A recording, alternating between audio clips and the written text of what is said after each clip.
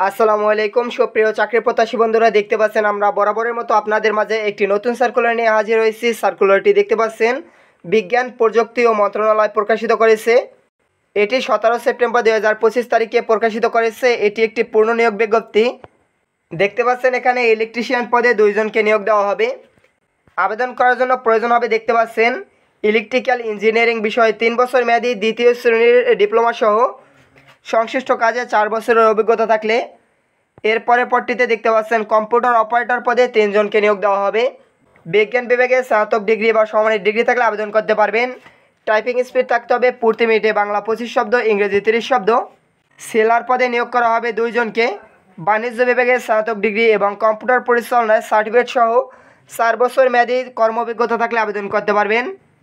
Ride simulator operator পদে 1 জনকে নিয়োগ দেওয়া হবে।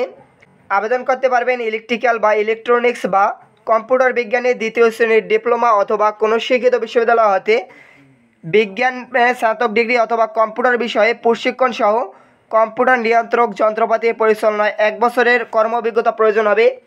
ডাটা এন্ট্রি অপারেটর নিয়োগ করা হবে 1 জন।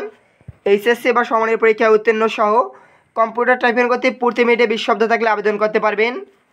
টিকিট চেকার পদে নিয়োগ করা হবে 1 জনকে। এইচএসসি বা সমানের পরীক্ষায় উত্তীর্ণ হয়ে থাকলে আবেদন করতে পারবেন। অফিস সহায়ক পদে নিয়োগ করা হবে 6 জনকে। এখানে 8ম শ্রেণী পাশ করে থাকলে আবেদন করতে পারবেন। বিজ্ঞপ্তিতে দেখতে পাচ্ছেন সর্বমোট 16 জনকে নিয়োগ দেওয়া হবে।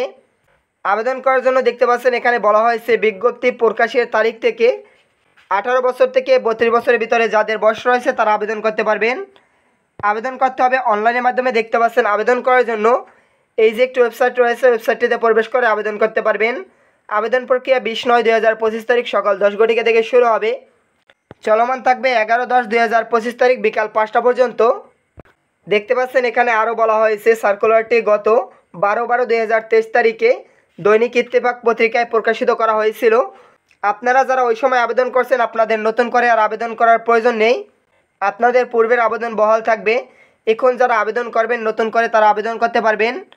এখন পর্যন্ত যারা জব নিউজ এক্সপ্লেন ইউটিউব চ্যানেলটি সাবস্ক্রাইব করেননি, নিয়মিত চাকরি বিজ্ঞপ্তি পেতে আমাদের এই চ্যানেলটি সাবস্ক্রাইব করে দিন। ধন্যবাদ সকলকে।